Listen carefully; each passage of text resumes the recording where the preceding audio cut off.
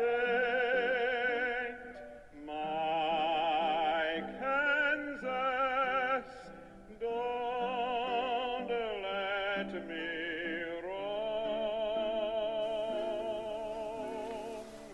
My state, Hello folks, my focus in this video is on the home front during World War II and how patriotic rural Kansans, especially those in the Flint Hills and on the prairie, contributed to victory in World War II. They served in the military, worked on farms and ranches to produce food, and in factories to make airplanes and arms. They were truly soldiers of the soil. But first, a few facts about Kansas before the war. It was a rural state. In 1940, 58% of its 1.8 million residents lived on farms or in small towns. Also, the state is remote from every shore and is the geographic center of the 48 contiguous states. It is 1,450 miles to Los Angeles and about the same distance to New York City. In 1939, few people traveled by air. Most traveled by train. It took 29 hours to go from Newton, Kansas to Los Angeles via Santa Fe's fast El Capitan, and over 27 hours to reach Washington, D.C. via Chicago. Not surprisingly, isolationist sentiment ran strong in Kansas in the late 1930s, while 22% of the residents of some eastern states were foreign-born and had close family ties to people in the warring powers. Only 3% of Kansans were born abroad. Also, many Kansas farmers remembered the boom and bust and depression cycle that began in World War I and ended in the Long Depression. This post office mural presents a positive image of life on Kansas farms in the 1930s. However, photographs offer a more realistic picture of farm life during the Depression, with dust storms, bad weather, falling farm prices, bankruptcies, and hard times. Another factor shaping thought was the widespread belief that bankers and munitions makers had conspired to engage the U.S. in World War I. It is not surprising, then, that most Kansans wanted no part of the Second European War.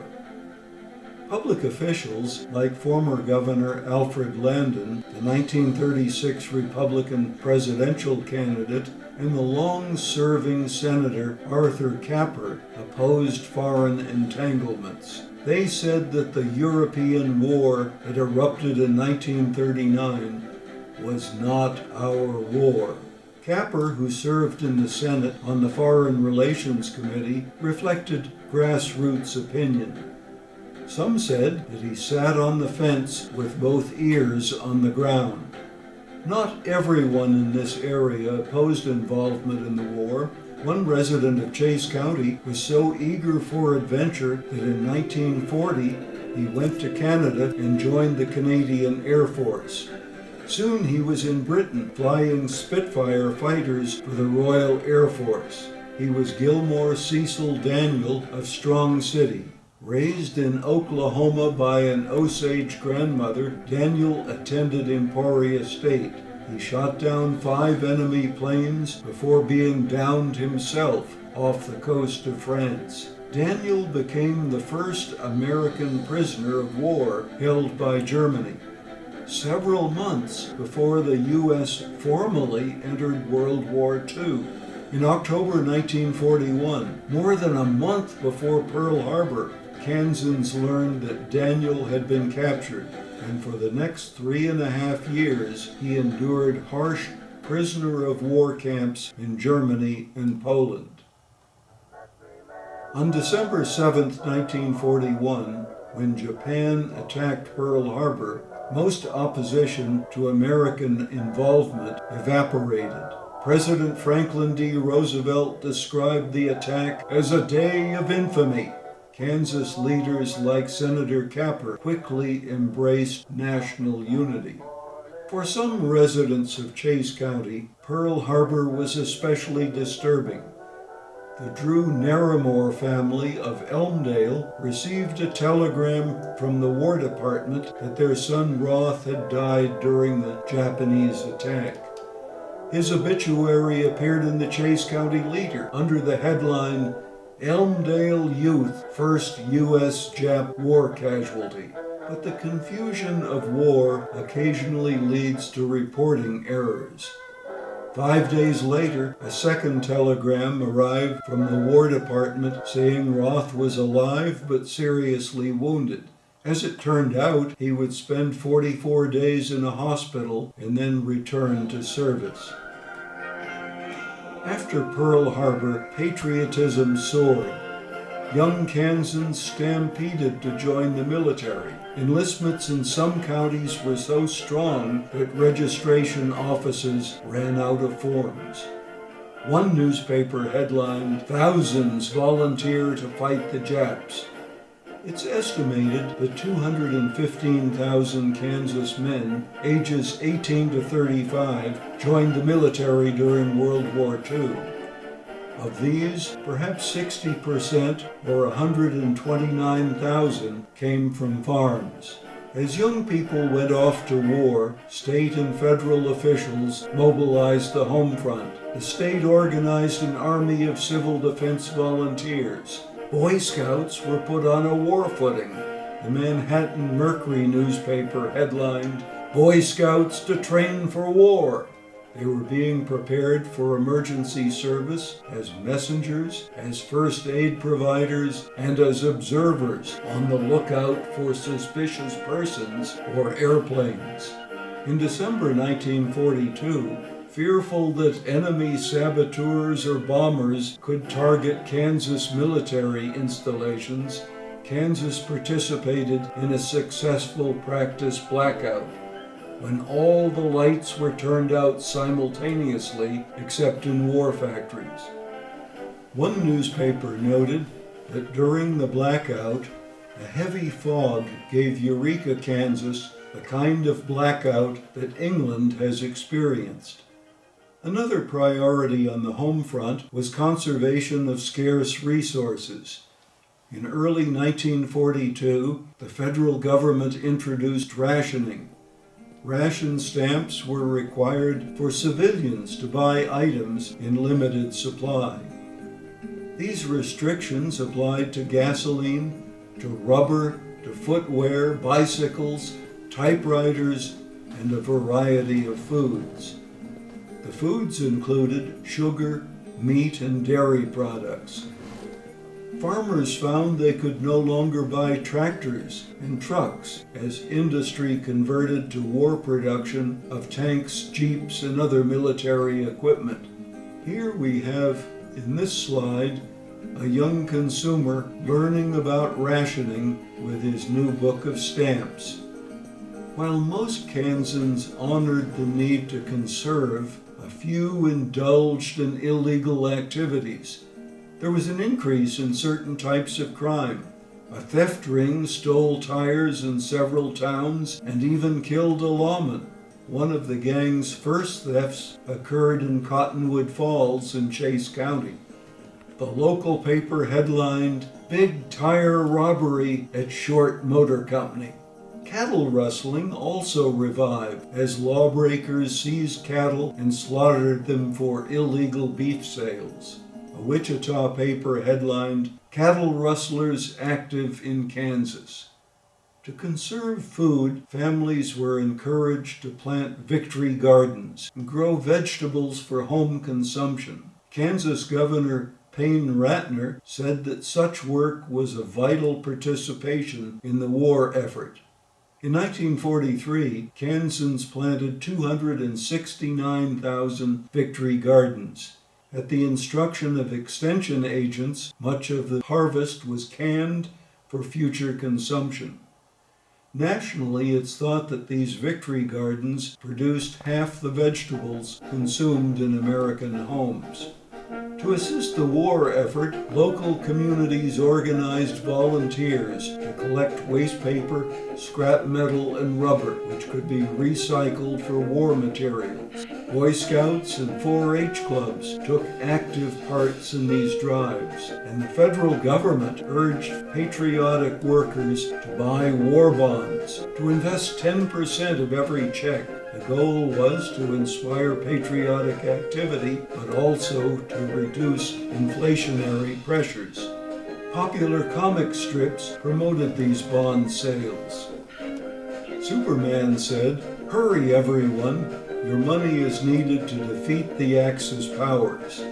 Little Abner and Dick Tracy also urged bond purchases.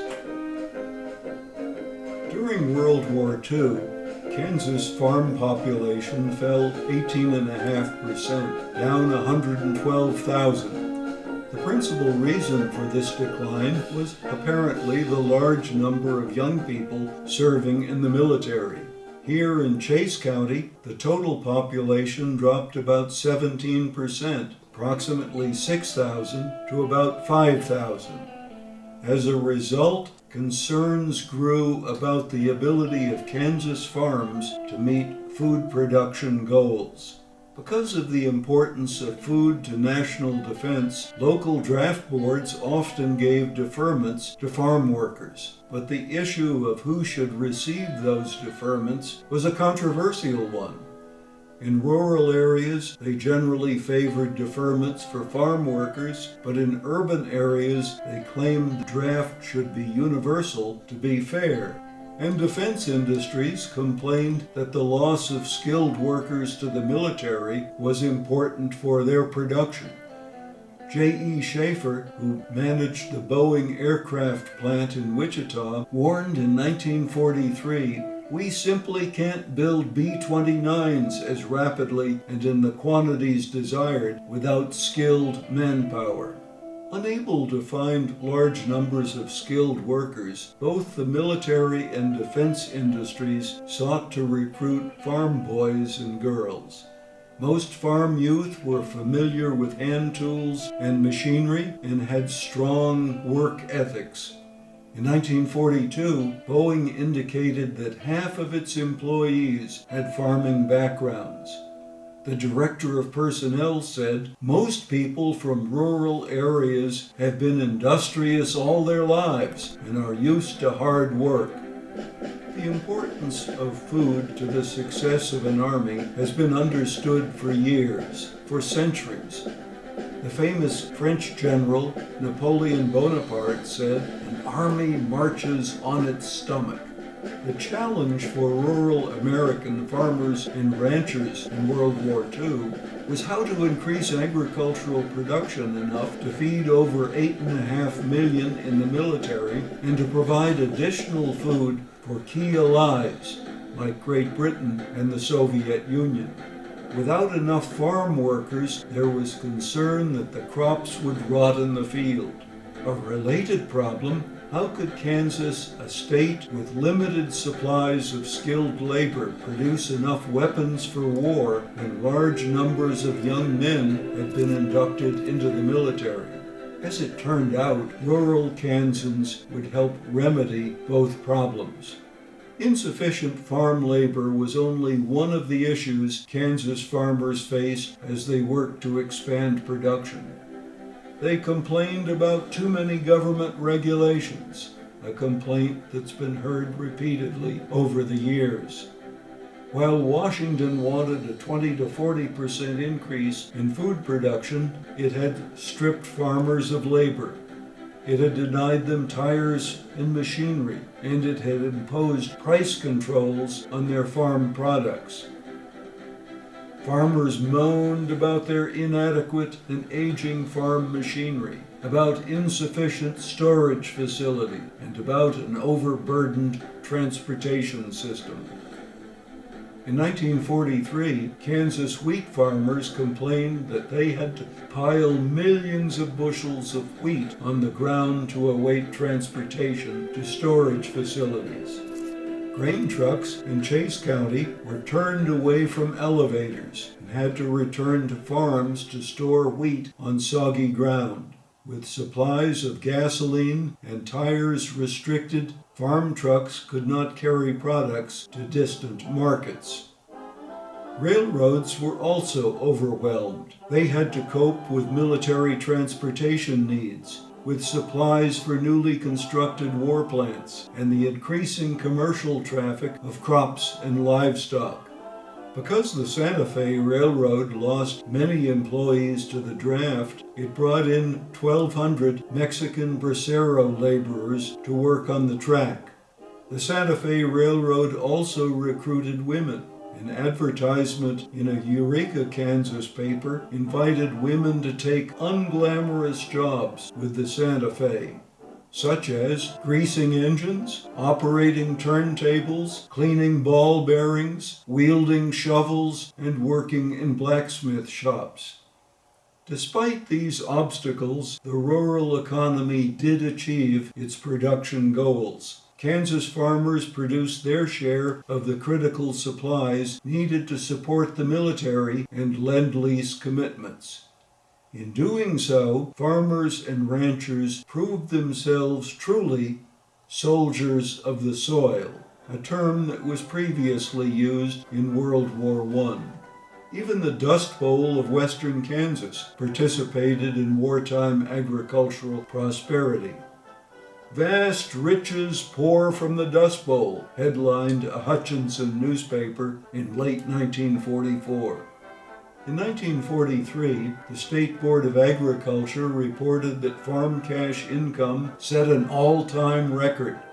The cattle population in 1943 and 1944 was the highest in 40 years. Total crop production in 1944 was 77% above the 10-year average. Wheat production was the third highest then on record. In 1944, newspapers reported, quote, "The greatest U.S. food crop was produced by the smallest labor force on record," end quote. So how did rural Kansas manage to boost farm production despite these labor shortages? There were three significant new sources of labor. 1, high school students, 2, women, and 3, prisoners of war. The Roosevelt administration promoted teenage involvement as Victory Farm volunteers, and it also promoted an expanded role for urban women as part of the Women's Land Army. The latter had its origin in Great Britain. Indeed, Eleanor Roosevelt had gone to Britain and observed it in operation and then promoted the idea for the United States. Teenagers, especially boys in high schools, were recruited for seasonal farm work. Non-farm Kansas youth played a significant role during the war, peaking in 1944 with under 7,000 young people. 87% were boys. While teenagers gained valuable work experience on farms, we must emphasize that their benefit to farmers hinged on very careful supervision. The Women's Land Army sought to recruit urban women for work on farms. While it seems to have had an impact in some states where labor was needed for picking crops, it appears to have been less significant here in Kansas, where much of the harvesting was more mechanized. In the peak year of 1944, there were nearly 1,400 women doing seasonal farm work in Kansas as part of the Women's Land Army, and some of these were farm women themselves. During the war, there was a definite change in attitudes among farmers about the place of women in agriculture.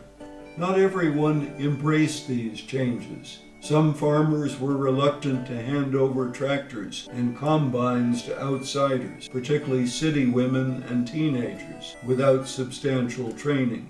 The real solution to the labor problem involved farm families and their neighbors. A post-war study done by the U.S. Department of Agriculture concluded that much farm work done by women was done by farm women themselves. Facing a critical labor shortage, every member of farm families, women, girls, boys, from 10 years and older, became members of harvest crews. Farm wives took up outside tasks, from cultivating gardens to feeding livestock and chickens. Children were given more responsibilities under their parents' supervision. As another example, in Hutchinson County, Jerry Thompson, not yet 4 years old, drove a tractor while his dad harvested hay. Adult children working in the area returned frequently to help with harvests. Other shock troops for temporary harvest assistance involved nearby townspeople, high school boys, business and professional men. As the need arose, newspapers reported that even preachers laid aside their Bibles, that clerks put aside their books, and that some dentists set aside their drills. At McPherson, every boy who isn't in the Army and is 12 or more years old has signed up for farm labor, the papers reported. Much of the credit for promoting farmer self-reliance and local support lies with the Kansas Agricultural Extension Service, based then at Kansas State College in Manhattan. It operated training programs in all counties, teaching women how to operate and maintain farm machinery, how to perform household tasks more efficiently. It set up tractor training schools in each of the 105 counties. A Chase County native, Henry Umberger, the dean of the Extension Service at Kansas State, designed and organized a program to advise farm families on all aspects, from how to grow and harvest crops to home economics and 4-H club activities.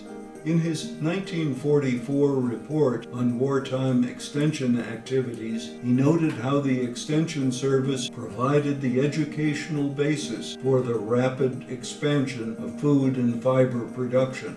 It did so by enlisting available manpower, boys and girls from towns and villages, men and women from cities and small towns, and even prisoners of war.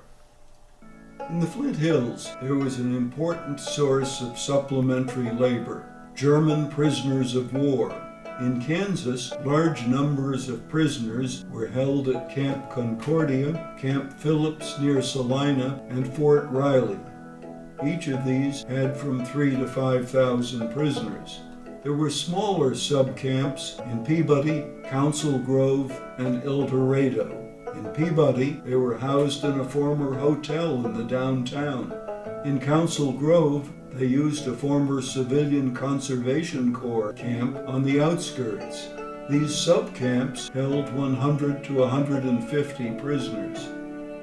Farmers who arranged to use POW labor could pick them up at 8 a.m. and return them by 6 p.m. after a day of farm labor. In some cases, the POWs even bonded with their farm employers, especially if the farmer knew some German. The military got upset when farmers' wives drove prisoners back to the prison camp and the prisoner held small children. It is thought that about 1,500 German prisoners of war helped Kansas farmers in 1944. At Kansas State College in Manhattan, where Dwight Eisenhower's brother Milton served as president, several POWs were employed. Locals joked that Ike captured them and Milt worked them. At larger POW camps, hardcore Nazis were separated from others and shipped to a prison camp in Oklahoma.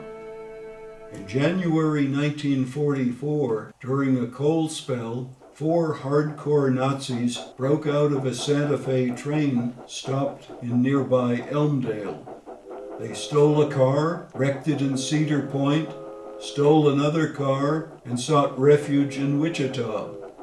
They had hoped to reach Mexico. They were apprehended by a single policeman in Wichita who found them huddled in a barn, shivering from the freezing January temperatures. Later, the same die-hard Nazis sought to escape again and were captured and sentenced to hard labor at Fort Leavenworth. With German submarines and saboteurs prowling the Atlantic coast and a Japanese submarine shelling a California oil refinery, it was understandable that the War Department chose to disperse war production and to assemble planes in remote Kansas. Here there was ample space to establish airfields, to train crews, and to outfit bombers for combat missions, but there were few skilled workers with experience making airplanes. By appealing to patriotism and offering high wages, the expanding aircraft industry in Wichita successfully recruited thousands of workers on the home front. Boeing posted ads such as these: "You too can help bomb Tokyo." Every job, it said, was critical to the production of long-range B-29 bombers, the super fortresses that would firebomb Tokyo and other Japanese cities. Those hired in the aircraft industry were expected to work 10-hour days, 7 days a week, with every other weekend off. While patriotic service was obviously a motivating factor, it's worth remembering that the defense industries paid top dollar. The average weekly wage for airplane manufacturing in 1944 was $55.47 a week, more than double the average weekly wage in retail or agriculture. In today's money, after inflation, it was worth about $1,000 per week, or over $50,000 a year. No wonder then that rural Kansans flocked to Wichita to build B-29s or to munitions plants in DeSoto and Parsons. In government defense work, they could easily double their earnings while making important contributions to the war effort. Some of those who responded to the Wichita recruiters had served in the military, like George H. Smith, a disabled veteran who'd been wounded in both World Wars.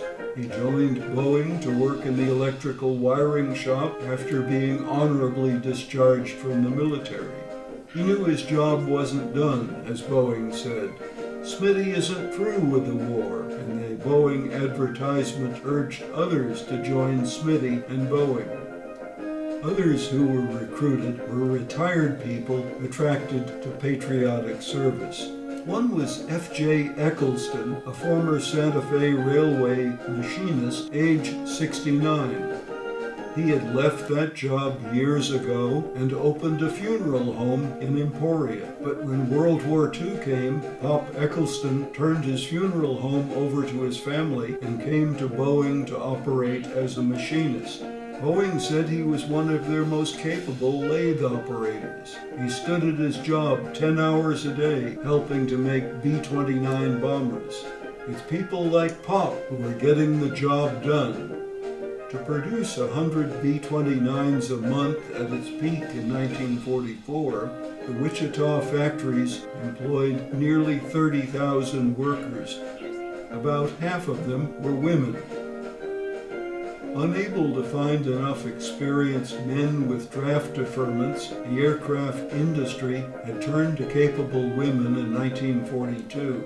Those with rural backgrounds and experience with tractors were preferred, but many were motivated by patriotism to serve as well. One was Edna Allen from Halstead, where she had become handy with tools and driven a tractor on her father's wheat farm. Another was Beatrice Bauer, whose husband died in the Pearl Harbor attack. Another female aircraft worker who's been honored in recent times as Wichita's Rosie the Riveter was an 18-year-old Newton High School graduate, Connie Palacios. She was of Mexican ancestry. As a riveter, she teamed up with a black woman, Jerry Warden, and together they overcame gender and ethnic barriers to help build B-29.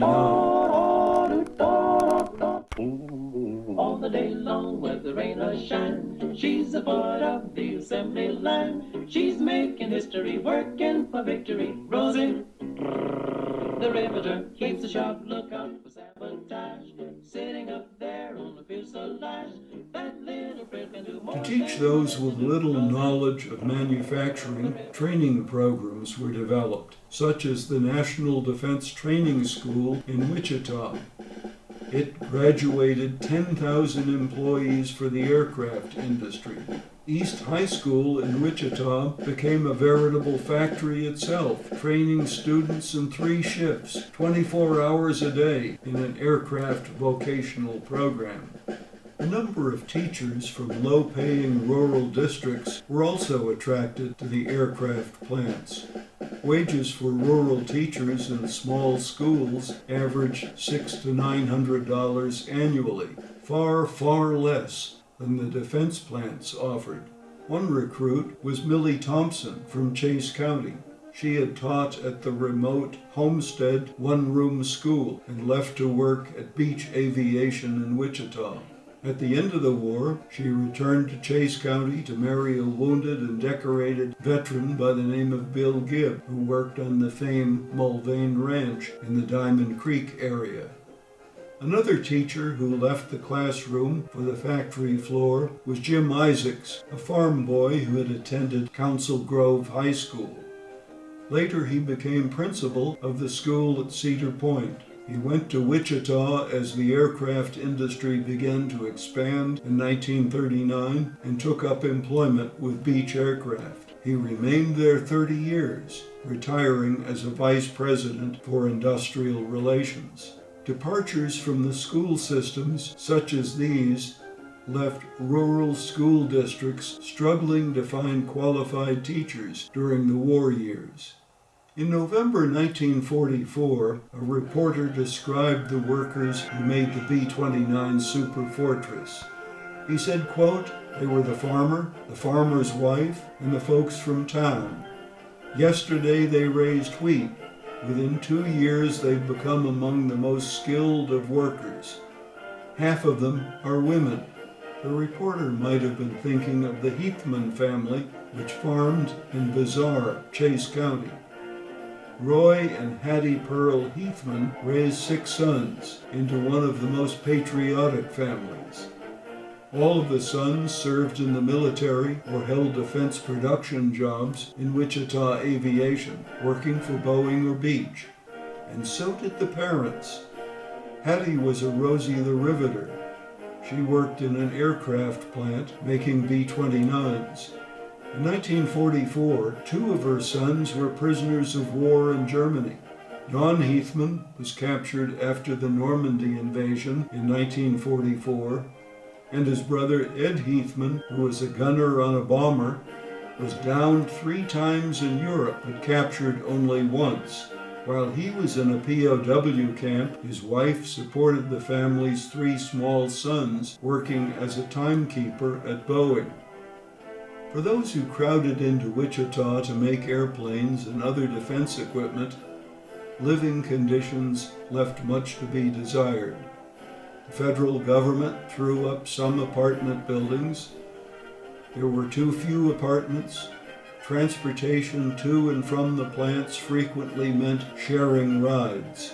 Connie Palacios rode a Boeing bus from Newton.